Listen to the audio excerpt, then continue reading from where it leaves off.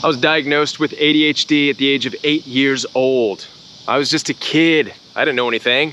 I just accepted my fate. I mean, who was I gonna argue with? I lived with the stigma of ADHD most of my life, mostly in the form of not being able to keep up with others, falling behind, not being able to pay attention, not being able to focus, but never really understanding why.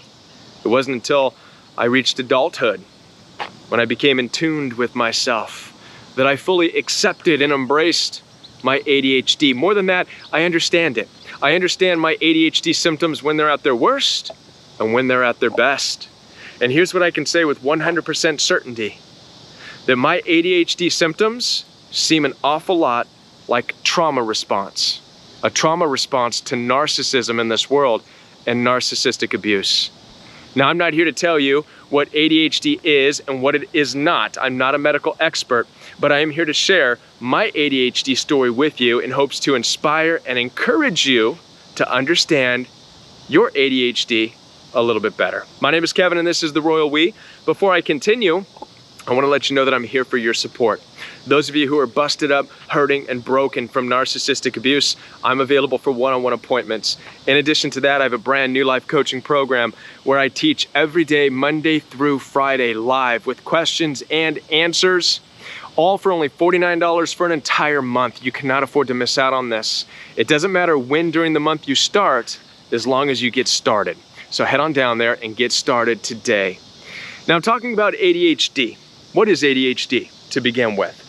Well, my own personal experience and how it manifests in my life, there's two primary characteristics. One is hyperfocus. Hyperfocus meaning I shut everything else out except for what I'm working on, and man, I could get some cool stuff done. The other element, the other component, would be a lack of focus, an inability to pay attention. Now, obviously, those two work together, right? When I'm hyper-focused in one area, I'm obviously lacking focus on other things. So, for example, I could be working on Royal Week content and people can be around me in the room and it's like they're not even there, right? By the way, I would like to just say that an ADHDer like me is a narcissist's worst nightmare. If you have ADHD, narcissists will hate you, boy and girl, for obvious reasons. I mean, narcissists, their life is bent on being paid attention to. They demand your attention. They want to be in control, right? So you can imagine all of the narcissistic teachers I've had throughout school who, when they realized and recognized that I wasn't giving them attention, whoo, yeah, I've seen some teachers flip their lids. And for the longest time, I didn't understand why. Why do they hate me? Well, because they're narcissists and they can't deal with not having all attention on them.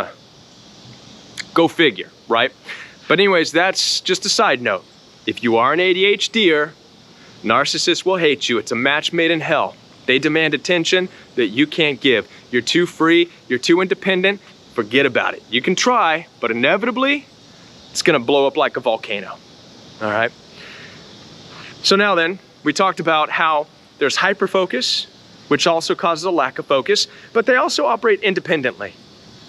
Primarily, the lack of focus, the inability to pay attention. In my own personal experience, I've discovered, and this is why I relate it to narcissistic abuse, this is how I discovered that mine seems like a trauma response.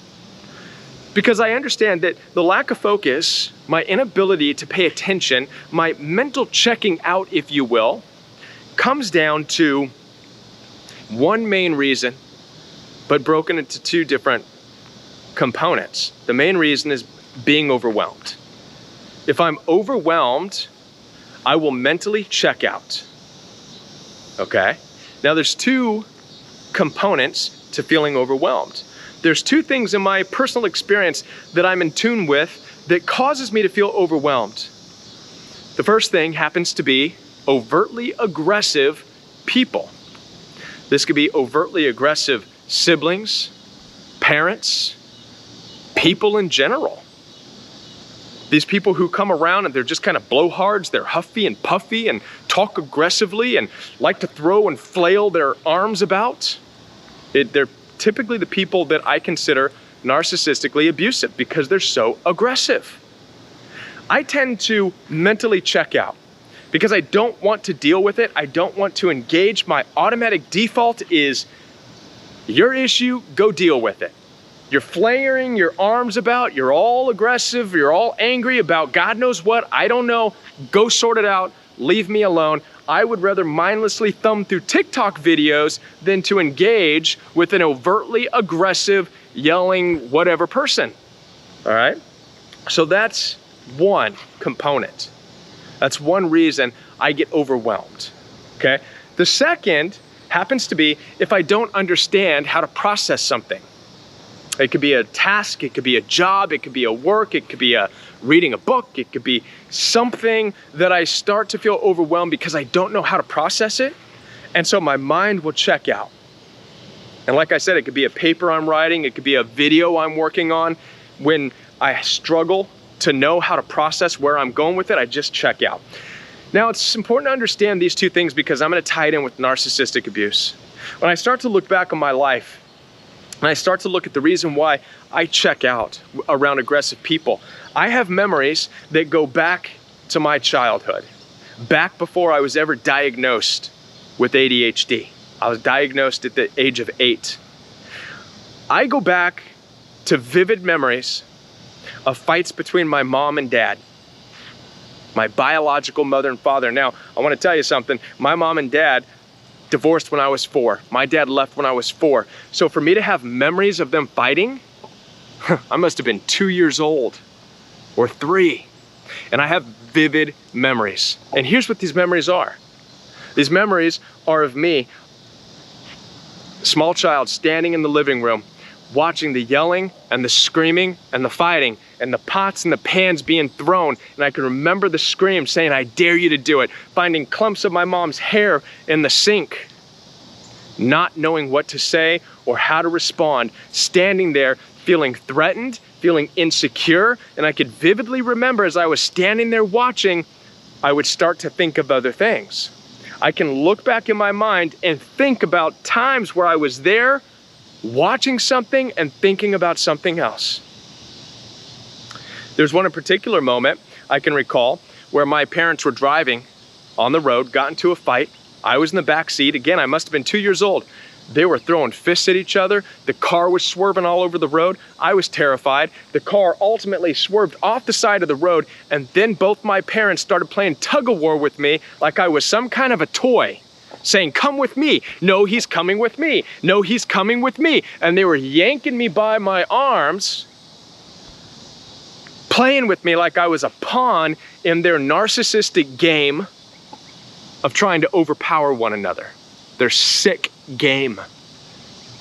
I remember finally seeing my dad's face in that moment with a stern voice saying, Kevin, get out of the car now, you're coming with me.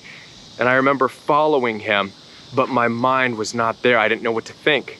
I was just blindly, empty, walking and following him. Again, what am I talking about here? It's disassociation. It's being taught at the age of 2 or 3 to disassociate what's going on mentally and just be there physically, but not mentally.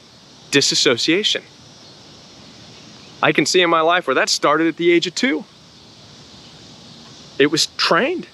My body naturally started to do it because it was safer for my mind to be somewhere else, even though my body was there witnessing all this narcissistic horror around me.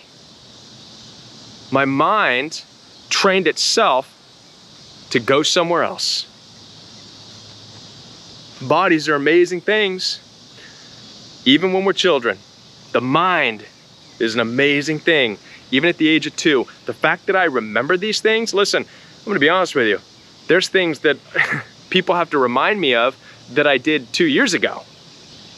But for me to have vivid memories when I was 2 years old, wow, must be impactful. Nonetheless, it teaches me something radical about disassociation and how it started at the age of 2, long before I was diagnosed. So you tell me with that alone, whether or not being diagnosed with ADHD has something to do with trauma, all right? Now, let's get to the other part. The other part of ADHD happens to be not knowing how to process things. I remember when I was 8 years old being in the psychiatrist's office, and the psychiatrist would ask me questions at the age of 8. Kevin, I understand your dad's not in your life as much as you would like. How do you feel about that? And obviously in the psychiatrist's office, there was toys and stuff. Well, I didn't know how to process it, so I'd rather be playing with the toys. And I was tuning out the psychiatrist because I didn't have words to articulate what he wanted to hear. I remember other questions. Kevin, I know your mom says that she drinks and she's worried that sometimes you are exposed to her drinking. How do you feel? Well, as an 8-year-old, the word alcoholic didn't exist to me. I couldn't even formulate words to articulate seeing my mother passed out in the living room floor, laying in a puddle of her vomit, and how much it stunk the whole house up. So of course I was playing with the toys, not listening. I was checking out because I didn't know how to process it. And as a result, psychiatrists look at this and yeah, he doesn't pay attention. He's having a hard time focusing on my questions. I would say ADHD. Let's try Ritalin. Maybe that'll help him focus more. I tell you what, looking back, if I was in charge, I would have grabbed the parents in there, both of them, mom and dad, shoved the Ritalin down their throat, right? Let's gather up all the narcissists, shove the pills down their throats, end the narcissistic bantering and the mindless fighting. I can see now in my adult life how the symptoms still manifest. The times in which I still withdraw and mentally get out is when I feel overwhelmed. Either somebody's coming at me sideways, a narcissistic person, an aggressive person, coming at me sideways for reasons that doesn't make sense to me. I'm checking out. I'm not gonna deal with it. Not my problem, not my mess to sort out. I don't wanna deal with it. In addition to that, if I'm asked questions or if I've got an assignment that's overwhelming that I don't know how to answer, it's also easy for me to check out, to mentally try to go somewhere else. It makes sense to me to look at ADHD symptoms as a trauma response in my own personal life. It makes sense to me.